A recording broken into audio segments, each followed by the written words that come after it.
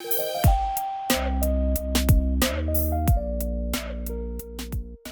guys, I'm Scott with TRAILPOWER. This is our 2008 Lexus GX470. This is our Overland build, and you may have seen our truck before on 4-Wheeler Magazine or maybe over on Instagram. We are starting to build a YouTube series that shows some of the construction of this truck. We've gotten so many requests over the last several months for details on how we built it, some of the thought process that went into it, the materials and the components that we used, that we're going to start to produce some videos that show you how you can build an Overland truck like this yourself.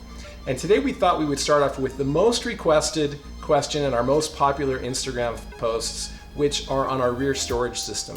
We have designed a very custom, one-off storage system for our truck. We thought we'd give you a quick tour of that. Maybe there's some things that you can pick up from what we've learned along the way that you can put into your build. Before we jump inside, let me show you how we've kitted out the back of our truck with our storage here on the outside, on the exterior. We've got a couple of Scepter fuel tanks in a MetalTech rack here that ties into our bumper swing out. And you'll see we also have this hose here. This is a siphon. This allows us to transfer fuel to the main fuel tank without removing these from the rack, which is really handy. We've got our max tracks mounted up here. And then of course we've got our spare tire mounted here to the side of that. And this is a full-size spare.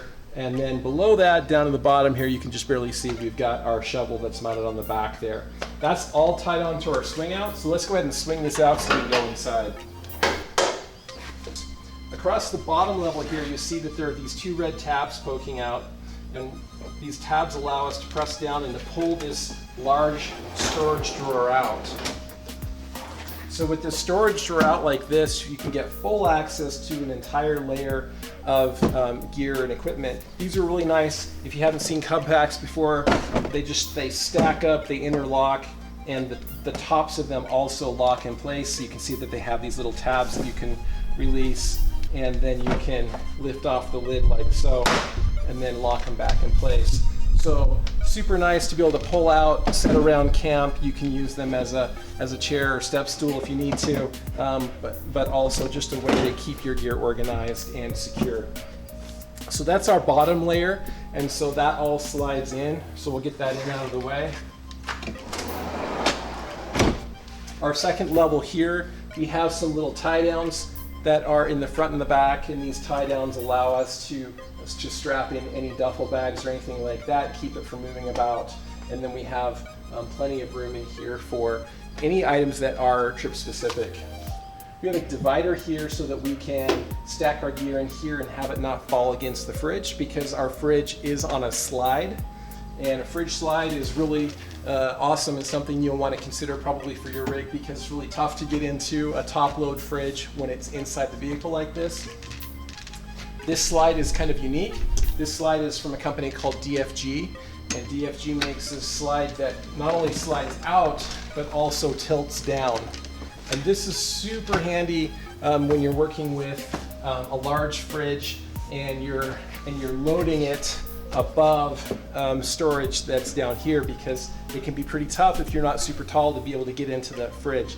With it tilting down like this, not only can you get into it, but your kids can get into it and get what they want out of here. And so our fridge has this insulated cover on it that just makes sure that we're not draining the batteries trying to keep our fridge cool. And then it opens up like this. And our fridge is the one that we use is a Dometic dual zone 65 liter. And so it has a freezer in one end and it has a fridge in the other. And so you can get in and out of here and do everything you want. You can actually just leave it in this position while you're camping and just open and close it so the kids can come over and get drinks and that sort of a thing. And then when you're ready to pack up and go, you can close it all back up and push it back inside.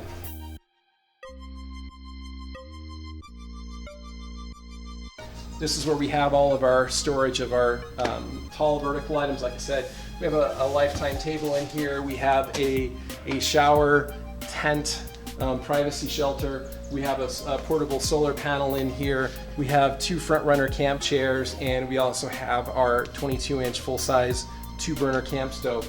So that all slides into this little space over here, tucks in real nice. And on this side, we actually use our table as a separator and with a bungee cord, and that kind of locks everything in and away from the fridge so that we can push our fridge in and out without it hanging up on some of that gear. Because what you don't want to have happen is when you pull your fridge out have gear start to fall behind it, and when you go to push it back in, you can't get it closed. So that keeps everything very secure and in place. Also down here, you can see that we have added some electrical. So you see that there are some switches here. One is for these lights that are along here and also along the door. And they're like little, kind of like a rock light. We have those mounted in here on this switch. And then this lower switch sends power to various power ports that we have on the back of the vehicle. It powers up these ports here. These top ones are USB. And so you can see that it also has a voltmeter here, so we can monitor our battery. So that's there, and then of course the 12-volt power port below that. We also have that tied into power ports on both sides of the vehicle and the bumper, as well as we have power running up into a power port that's in our rooftop tent up here, and so I can turn that power on and off right here. Behind this switch there is actually a secondary fuse panel that we've put in place, and that fuse panel distributes power to the back end of the vehicle and makes sure that everything is fused up front and back of the vehicle, so that we don't have any chance of something burning up or catching fire. And so electricals on this side. On this side over here, we actually have a water spigot, and so this allows us to gravity feed water from the water tank that's in the back here, and we'll give you a closer view of that. But you can see if I turn this on here, you see there's water runs down right there. So what we typically do is we attach a short hose to that so that we can feed water into pots and pans or into canteens and that sort of a thing. Okay, now we've pulled out our fridge and also pulled out all of our gear so you can get a better look at the system. So what you can see here in the back is our cargo barrier. That's from TravAll. That fits in there nice and snug. Right here is our water tank. This is a 13.5 gallon water tank from Frontrunner. It's the Frontrunner Slant Tank. And then over here on the sides, you can see on each side there are these wings that flip up. And underneath these wings we have storage where we put all of our spare parts. So in here we keep belts and hoses and antifreeze and oil and some suspension parts.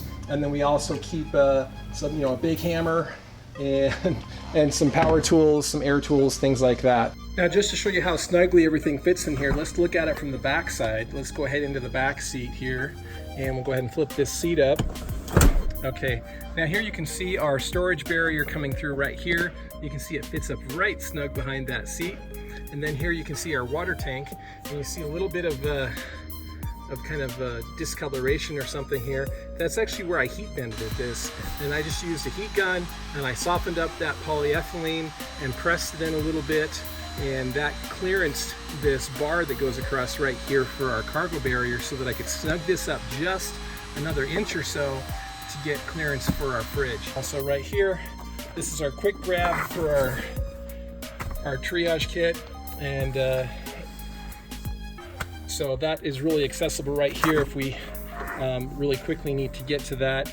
Also, you'll see up here that we have this little, what looks like a kind of one of those retractable keychains, and we use that to hook to our fridge cord, and that keeps the fridge cord from getting mangled and mashed as you slide the fridge in and out. It just kind of keeps tension on it and keeps it up and out of the way. So here in our door you can see we have this drop down table from Frontrunner, and we just pop this out, drop this down, and you can see it provides a nice surface to be able to cook on or be able to work on a laptop or do a drone repair or something like that. It also has an extension that comes out the side and allows us to have a prep area, so you can have your stove here and have a prep area next to it. So that's super nice. To be able to fit this in, we had to do some thinking because we have really maxed out the rear storage space here. We're not wanting to waste any inches. And down in the bottom here, if you look close, you can see that there's a cutout, and this cutout was put in place by us. We customized this with a cutout to clear the little red tabs that you press down to slide the drawer out. And those were colliding and overlapping by about an inch, and because we're trying to take advantage of every inch of space, we just clearanced this table a little bit for those red tabs, and it all closes up perfectly and everything fits. So just a few notes on construction. The way that this is built is with 3/4 inch birch plywood. Everything is 3/4 inch birch, including the drawer itself. And then everything is assembled with good quality wood glue along with Kreg pocket screws. And if you used pocket screws before, you know how awesome they are. And if you haven't, check it out. You can find some videos on how to assemble things with pocket screws. So that's the basic build. We have done some additional reinforcement with some little corner braces in the front and the back just to give it some extra rigidity.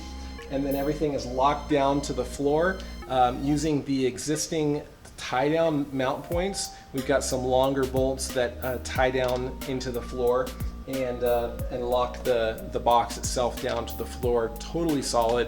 And we've used some steel Simpson strong tie brackets to tie the box itself to the floor. Hey guys, I hope you enjoyed this quick tour of our GX's custom storage system. If you did, be sure to follow the rest of our videos in this series. We go through the design process, including the software that we used, as well as the construction process with all the materials and the hardware that we used.